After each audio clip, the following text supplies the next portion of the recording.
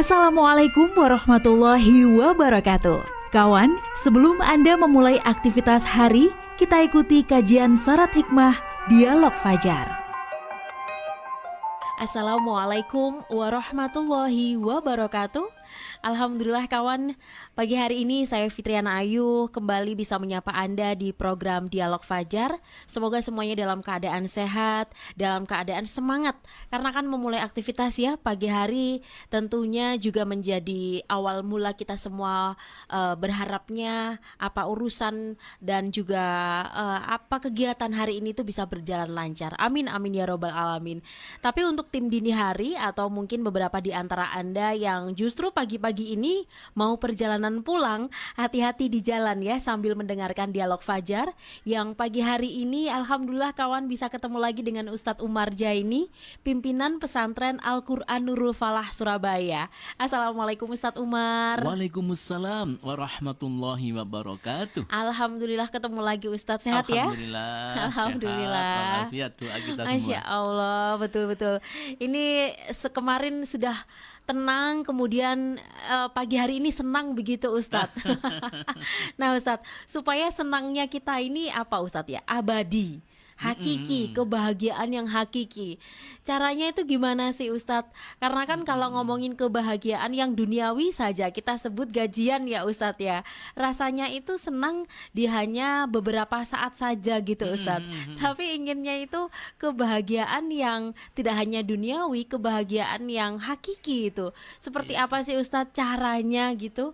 Selengkapnya monggo bersama Ustadz Umar Jaini. Terima kasih. Assalamualaikum warahmatullahi wabarakatuh. Waalaikumsalam warahmatullahi wabarakatuh. Alhamdulillah alladzi khalaqal mauta wal hayata liyabluwakum ayyukum ahsanu amala.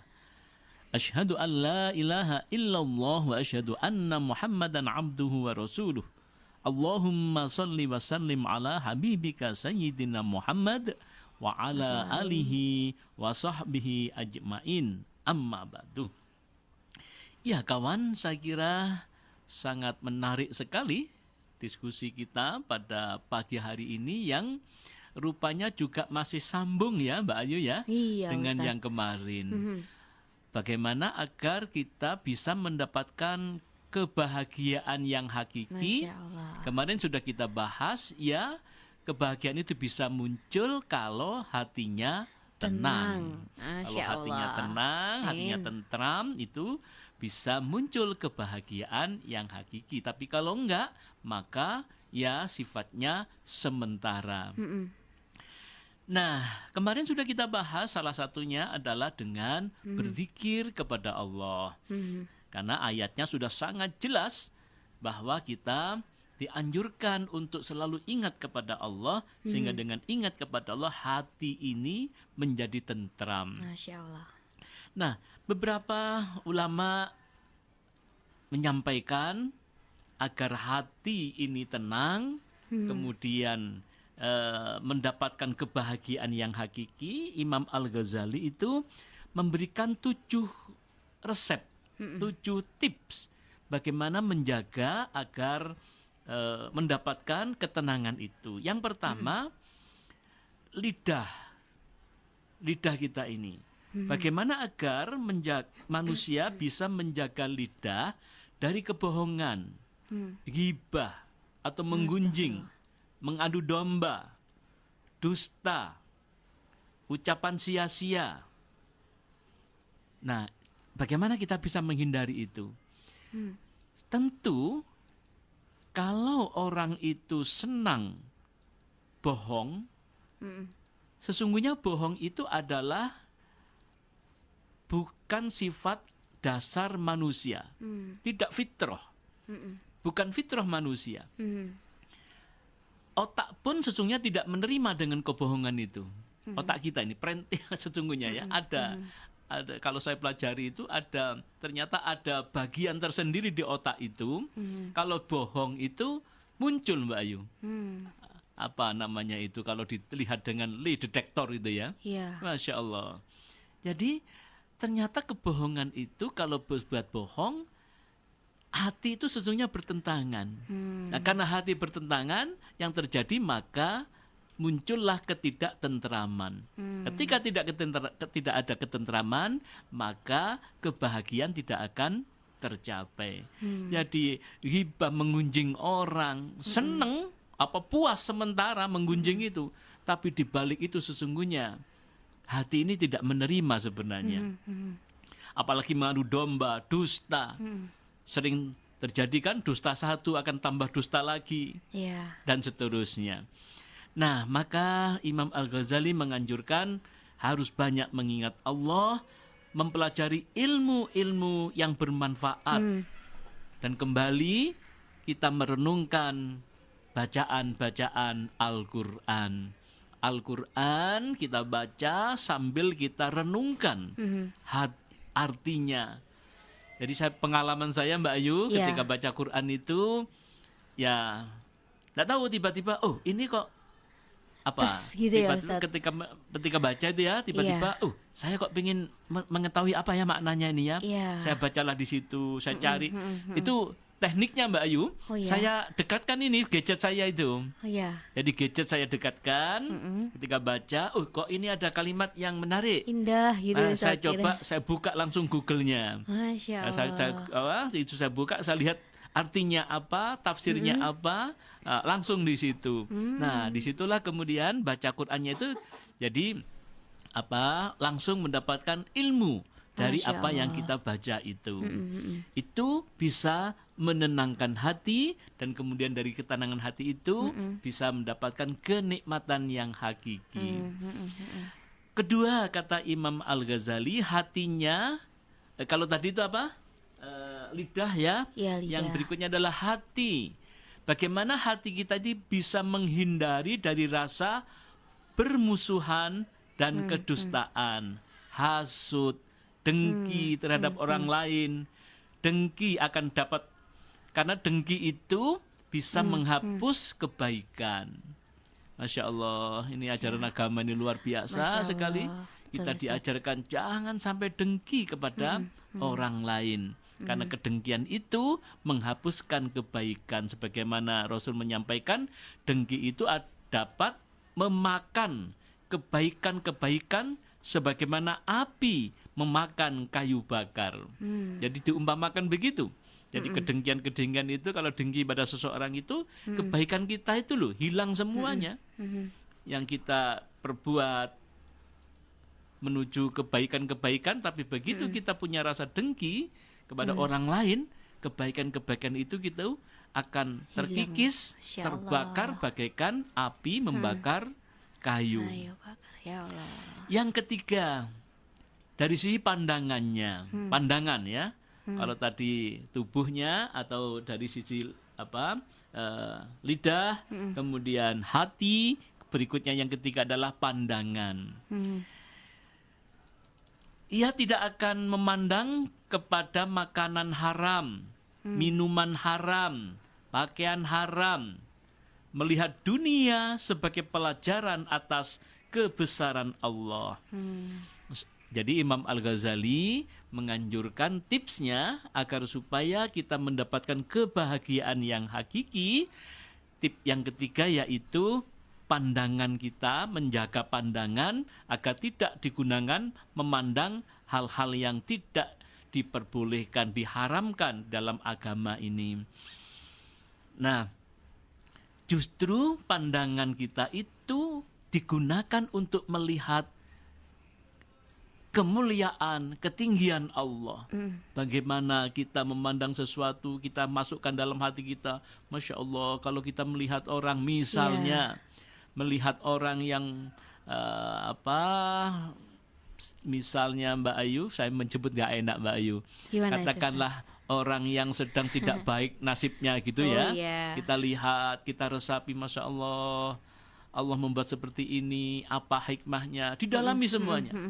Begitu melihat hal-hal yang baik, melihat pemandangan, gunung-gunung, kita masukkan dalam hati, Masya Allah, Allah membuat keindahan-keindahan seperti ini. Artinya apa? Seluruh kejadian-kejadian atau apa saja yang kita lihat itu, kita masukkan dalam hati kita, dan setelah masuk dalam hati kita, dalam rangka apa? Dalam rangka untuk berzikir kepada Allah. Betapa Allah menciptakan segala sesuatu ini ada manfaat untuk manusia. Sedangkan yang berikutnya, yang keempat, dari sisi perutnya, kata Imam Al-Ghazali. Perutnya tidak akan dimasuki makanan haram. Senantiasa ingat terhadap akibat makanan haram.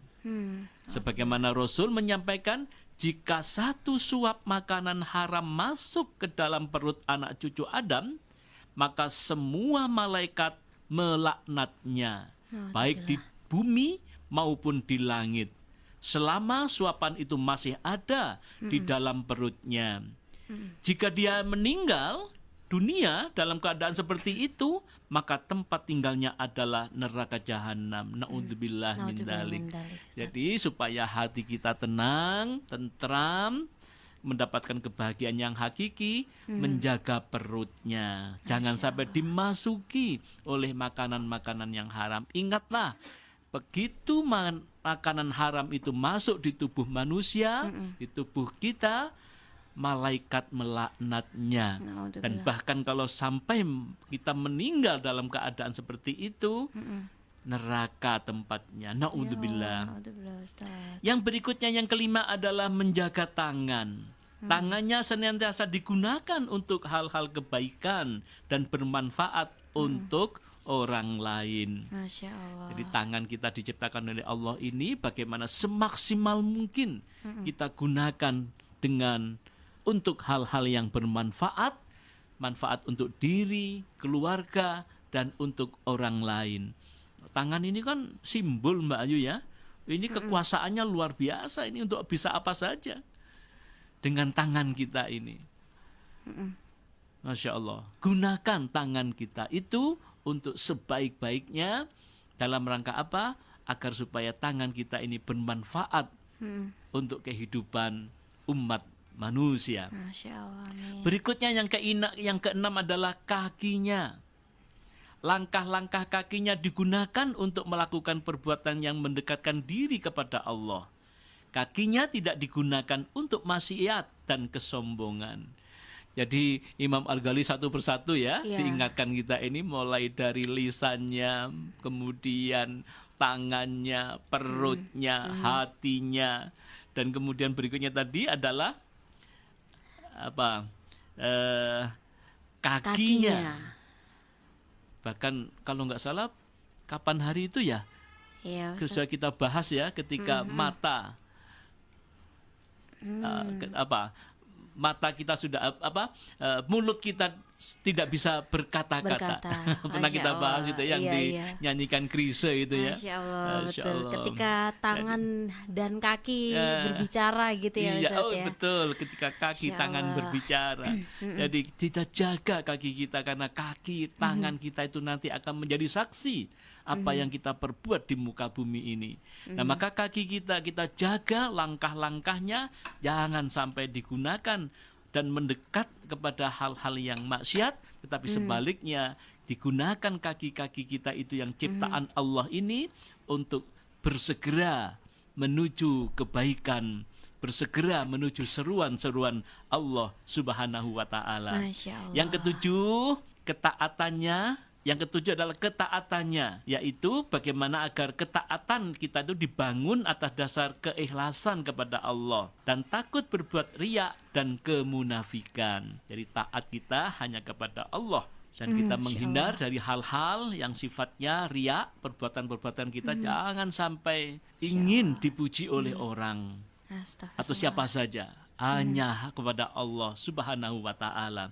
Nah, maka kawan, siapa saja yang bisa melaksanakan 7 hal tadi itu, tips tadi itu, maka akan disediakan tempat yang spesial nanti di akhirat. Jadi di dunia hatinya tenang, tentram, dan nanti di akhirat akan diberikan tempat yang mulia di sisi Allah. Wa zuhrufan wa in kullu dzalika lamma mata'ul hayatid dunya wal akhiratu 'inda rabbika lil muttaqin. Dan kami buatkan pula perhiasan-perhiasan dari emas, dan semuanya itu tidak lain hanyalah kesenangan kehidupan dunia, sedangkan kehidupan akhirat di sisi Tuhanmu disediakan bagi orang-orang yang bertakwa. Nah, itulah kawan, kesenangan kita akan diberikan di dunia ketika kita bisa menjaga tadi itu, tapi juga akan diberikan nanti di akhirat. Amin. Yang kebahagiaan hakiki. Amin, amin ya rabbal alamin. Insya Allah Ustadz makin hakiki bahagianya Ustadz ya. Gak hanya awal bulan atau jelang gajian, tapi insya Allah kapanpun kebahagiaannya makin hakiki, karena sudah ada tips yang disampaikan oleh Ustadz Umar, semoga bermanfaat. Amin, amin ya rabbal alamin. Demikian kawan Dialog Fajar pagi hari ini, saya Fitriana Ayu dan juga Ustadz Umar Jaini pamit. Wassalamualaikum warahmatullahi wabarakatuh. Program Dialog Fajar yang baru Anda simak kerjasama Suara Surabaya dan Pesantren Al-Quran Nurul Falah Surabaya, lembaga dakwah yang amanah, profesional, dan berbasis Al-Quran. Pesantren Nurul Falah mencetak guru-guru Al-Quran dengan metode tilawati dan tahfidz Al-Quran. Informasi dan pemberian donasi hubungi 031 828 1278 atau nurulfalah.org. Wassalamualaikum warahmatullahi wabarakatuh.